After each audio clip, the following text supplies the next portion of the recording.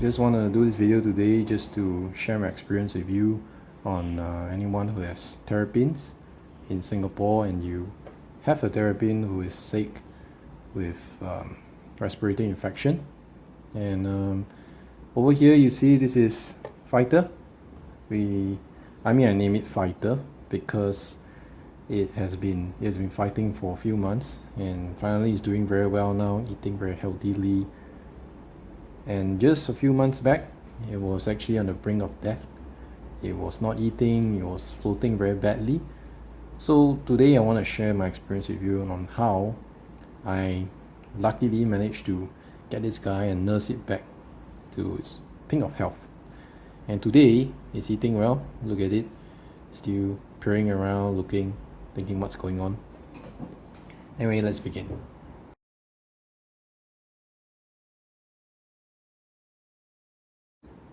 Okay, so let's begin with some of the symptoms that we will commonly see for respiratory infections for terrapins. So the biggest symptom that you observe is loss of appetite. That's the major one. And when he has loss of appetite, it becomes a pressing issue because each day he doesn't eat. Well, naturally he's not going to get the nutrients he requires and he's going to die eventually. So loss of appetite. Secondly is abnormal floating. You realize that when he's sick or he has a respiratory infection, you will not be able to float properly. So these are two things to keep in mind. And also the biggest one another symptom that you will see, you will have this labored breathing and gasping for air. You'll constantly open his mouth with wheezing. This is because his lungs is actually partially filled with water. So we're actually suffering from a respiratory infection, or should I say pneumonia.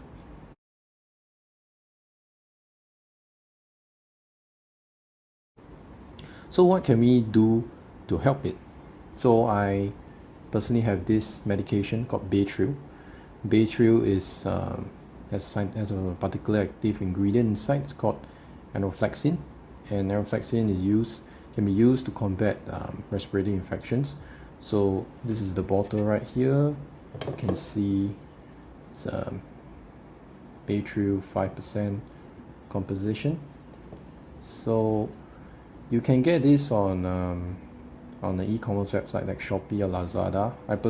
For me, I got it on Shopee, and you can check my link in the description below for the link to Shopee to purchase this Baytril. So the next question is, how much should we administer for the terrapin of this size? So at the point of so for a little fighter here, its weight was 20 grams. It's pretty light. It's a young aquatic terrapin. So we have to be very delicate with the amount of with the dosage of Baytril is given to it. Too much is not good, too little is not effective. So basically for 20 grams, I will mix 5 millimeters with 2 drops of this Baytril solution right here. Right, so this is a Baytril 5%. You can see it's about 12.5 ml composition. So what I did was to mix 5 ml. Like you can just get a simple measure, something like that. 5 ml, and then you mix it with just 2 drops. Stir it well, and to administer it, you can use a syringe. I have this little syringe here that I got, or you can use a simple water dropper, whichever works for you. Now the key thing is, because the terrapin is not feeling well, it will open its mouth to gasp for air. So when it gasps for air, that could be your time. In fact, I used that opportunity to actually insert the medication down its throat. If it's unwilling to open its mouth, you can try to try to provoke it a little, try to tickle his nose or his mouth. He'll tend to open his mouth and want to bite you. That's your opportunity to drop the medication down his throat. If not, if all else fails, you could try to drop it through his nose as a nasal drop. But try as much as possible to do it through his mouth. That will be the best and most effective.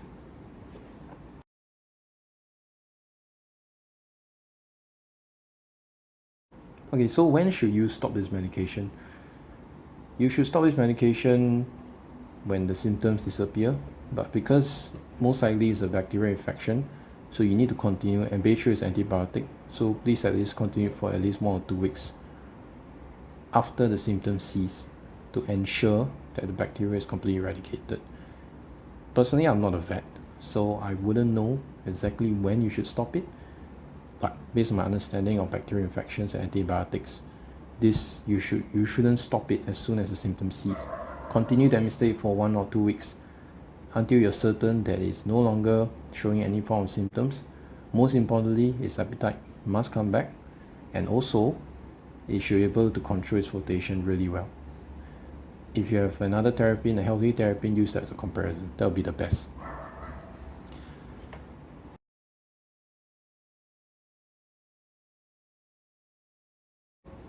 During this period, it's also very important that the sick Terrapin continues to get the nutrients and calories it requires to combat the bacteria. So the problem is, at this point of time, they are not eating well, they are not getting all the nutrients they need, but simply because they're not eating. So what you can use is a popular method which I found on the internet, and I use it myself for little fighter here, and that's to do carrot soaks. Carrot soaks are important because they ensure that this little fighter here gets all its nutrients, get all the calories and sugars it requires, and also it helps to fight deficiency in vitamin A. Very important. So when should you administer? Try to administer it almost once every alternate days. Personally, I give it every morning, about 30 minutes every morning, just so that it will continue to have its nutrients, and it will also help to regain its appetite when it gets better. So vitamin A, or rather carrot soaks, can be continued to be used until a point where you see that your Terrapin is starting to eat on its own, is starting to get a very healthy appetite. You can stop, because the whole point of carrot soak is to ensure they get its nutrients when it's no longer eating. Now, if your Terrapin is starting to eat on its own accord, eat the pellets or whatever food you gave it, it's starting to eat on its own accord, you can cease the carrot soaks. It's only used for sick turtles.